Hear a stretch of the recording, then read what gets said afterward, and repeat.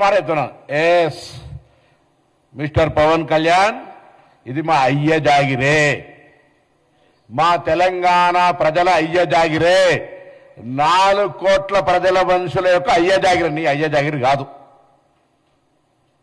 First గుర్తుపెట్టుకో.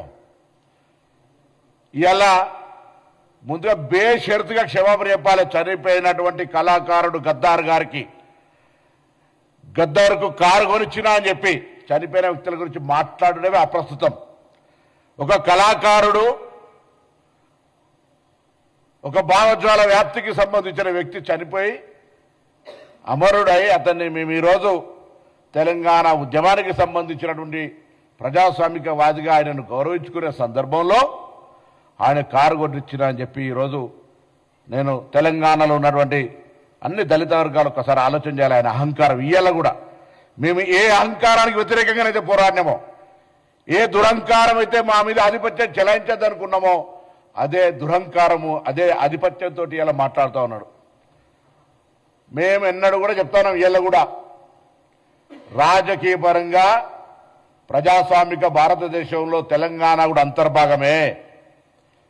మేము కూడా అనేక సందర్భాల్లో ఆంధ్రాకి వెళ్తాము. Andhra Telangana is a separate states, Telugu రాష్ట్రాలు.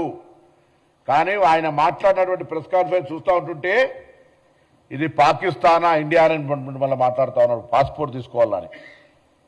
ఈ మైండ్ సెట్ తీసేయండి. ఆయన శాసనసభలు ఉన్నారు, ఇలా పార్లమెంట్ గురించి ఐడియా లేదు. నేను పార్లమెంటు తెలంగాణ బిల్ అయ్యే సందర్భంలో ప్రత్యక్ష సాక్షి. అంతకంటే ముందు కూడా చిన్న బిల్ వస్తే కూడా నేను అనేక సందర్భాలు చెప్పిన ఈ పార్లమెంటరీ వ్యవస్థలో తెలిసి మాట్లాడుతున్నా తెలియక మాట్లాడుతున్నా తలుపులేసి పార్లమెంటులో బిల్ తెచ్చుకున్నా చెప్తారు. ఇప్పటికీ ఇంత కక్ష, ఇంత అక్కసు తెలంగాణ మీద మాటల్లో మాట్లాడుతూనే మళ్ళీ తెలంగాణ మీద అక్కసు వెళ్ళకొస్తా ఉన్నాడు. ఇది మంచిది పద్ధతి కాదు. నేను తెలంగాణ మీద ప్రేమ ఉంది అంటుండు, తెలంగాణ మద్దతుకి నన్ను మాట్లాడినరా? తెలంగాణ అమరవీరులు చనిపోతుంటే వాళ్ళకి ఎప్పుడైనా నువ్వు సంఘీభావం అరే ధైర్యంగా ఉండండి తెలంగాణ పోరాడి తెచ్చుకోవాలని చెప్పినావా? అవహేళన చేసినావు.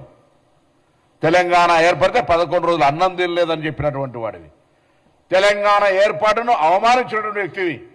ఇలా మీరు మాట్లాడితే ఎట్లా?